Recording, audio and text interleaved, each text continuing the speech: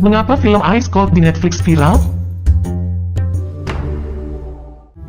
Australian resident Jessica Wongso has been charged with the murder of Mina Salihin. Police allege she poisoned her friend by adding cyanide to her coffee. Ya Jessica itu kan kayak setan itu. Deep inside is something like the evil gitu. Sebenarnya, nyaris tidak ada fakta baru yang muncul dalam film Ice Cold ini. Film ini kurang lebih merupakan rangkuman dari fakta-fakta yang terungkap selama persidangan kasus kopi sianida 2016, dengan sejumlah penekanan pada pernyataan tokoh-tokoh yang terlibat di dalamnya. Oleh karena itu, pemerhati kasus yang sebelumnya cenderung satu suara dengan pihak tertentu selama persidangan, melalui film ini mendapatkan sisi lain yang tidak diketahui ketika itu. Selain itu, hal lain yang menonjol adalah perubahan komposisi audiens. Perlu diingat, kasus ini terjadi sebelum pandemi COVID-19. Komposisi audiens tahun 2016 tentu berbeda dengan komposisi saat ini. Seperti pernyataan-pernyataan yang banyak bertebaran di media sosial, generasi yang tidak mengikuti kasus ini dari awal sekarang ikut menonton dan memiliki perspektif yang berbeda dari generasi sebelumnya. Banyak netizen yang menyatakan bahwa ketika kasus ini terjadi, mereka masih remaja bahkan masih anak-anak sehingga tidak tertarik dengan persidangan kasus ini. Kini, setelah mereka menginjak dewasa, dengan akses teknologi informasi yang lebih baik, mereka pun kemudian turut mengamati kasus ini. Hal ini menjadi akar penyebab dari kemunculan perspektif baru atas kasus ini. Perubahan perspektif ini juga didorong oleh sejumlah pernyataan dari para tokoh yang terlibat baik secara langsung maupun tidak langsung dalam kasus dan persidangan. Upaya film ini untuk menyajikan liputan dari dua sisi, membuat pernyataan-pernyataan yang muncul memaksa audiens untuk membangun atau menilai kembali perspektif sebelumnya. Pernyataan-pernyataan ini disampaikan khususnya oleh tim kuasa hukum, tim penuntut umum, maupun pihak keluarga korban dan keluarga terduga pelaku. Pernyataan yang sebelumnya dianggap benar, setelah film ini beredar kemudian menjadi tampak tidak benar, begitupun sebaliknya.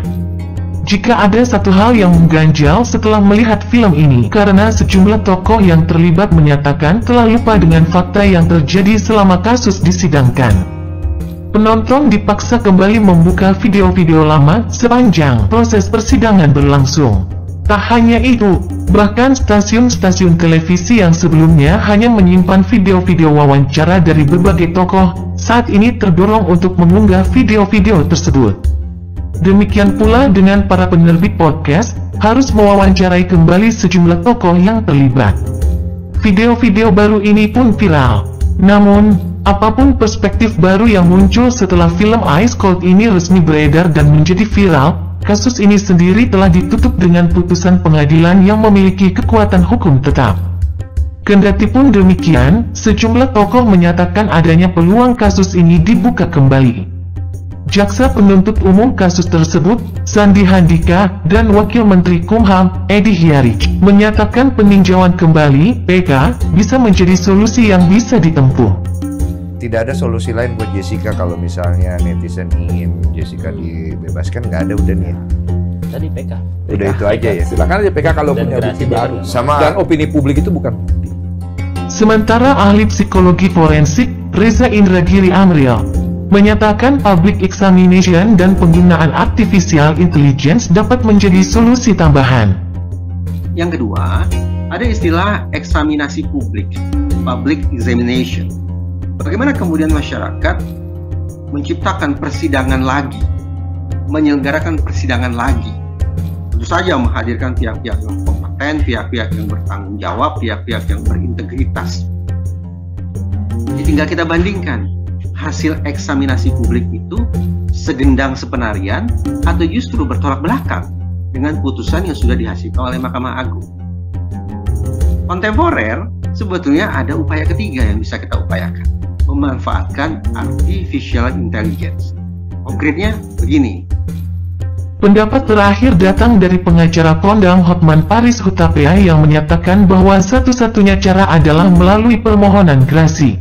Caranya adalah, satu-satunya adalah pastikan dulu bakal diampuni.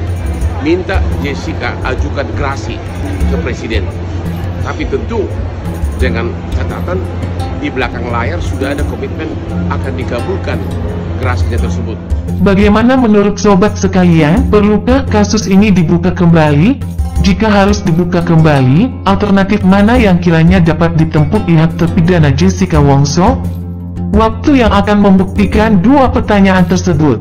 Untuk sementara, mohon hati-hati jika makan dan minum di tempat umum ya.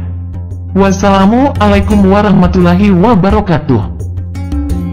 Yang dibilang the trial of the century itu betul.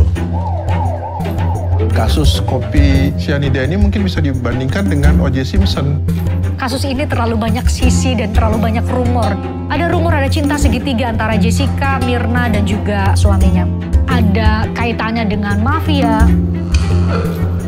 Two beautiful, young, rich friends. What makes one poison the other? Kalau dia tidak bersalah, silahkan bebaskan dia. Saya juga tidak mau menjadi dosa kalau saya membebaskan orang yang bersalah. Saya yakini dia tidak bersalah, gitu. Harus saya buktikan kebenarannya, gitu. Are you sure Jessica kill Myrna? 1,000,000% guilty. He is the killer.